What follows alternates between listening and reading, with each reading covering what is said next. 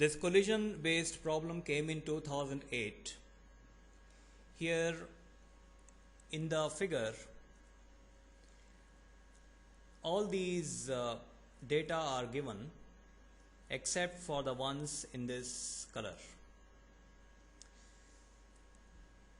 The block slides, collides and moves forward. First question, just after B, what is the speed if it were inelastic collision at B?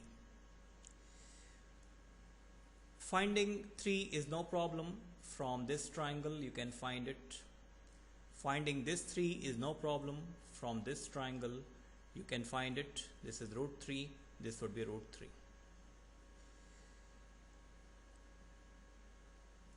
You want the speed just after B.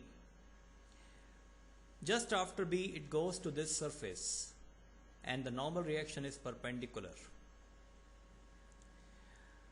The linear momentum should not change along this direction since external force is perpendicular to it.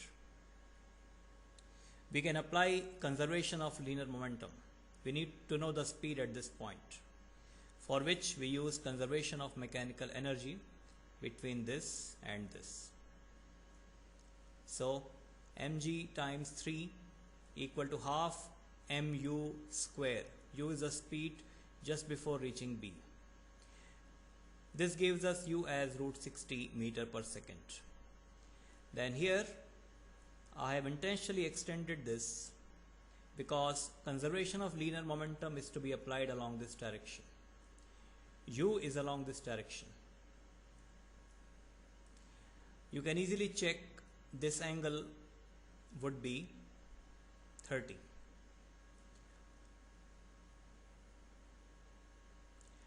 U cos 30 into m. Let's say v is the speed here. So it would be mv linear momentum. The reason is that it is inelastic collision, perfectly inelastic collision. So block will stick to this surface. Had it been elastic collision, then the block could jump. But since it is perfectly inelastic, block would skid like this.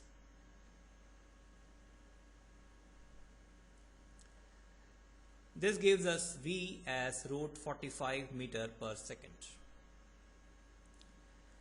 Now, what is the speed at C? Just before it leaves the second incline. Between these 2 points, it is conservation of mechanical energy. So, mg3 plus half mv square equal to half mv dash square.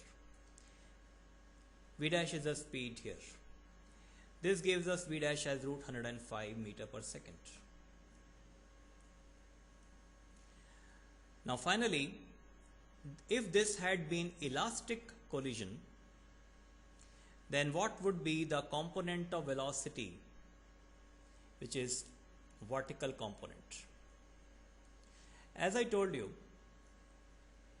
this v, which we got as root 45, was the resultant v because it was inelastic collision and the block was skidding along BC. But when it is elastic collision, it doesn't have to skid, it can jump. So whatever was the speed before B, root 60, that will be the total speed after B. It won't be root 45 now, total speed, because energy is conserved. But what would be root 45?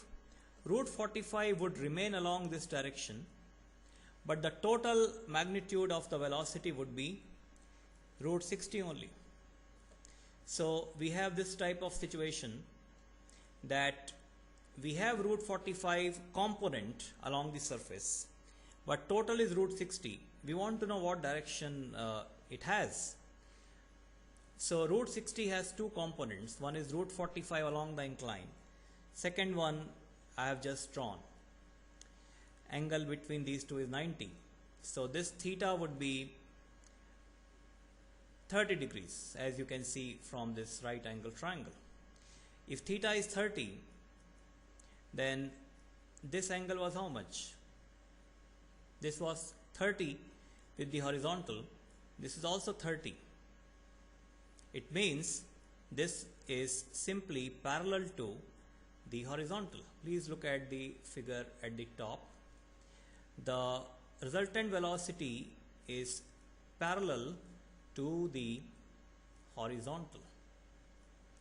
It's going to go like this, projectile motion. So the question was about the vertical component. The vertical component won't be there if it is horizontal. So answer would be 0 meter per second.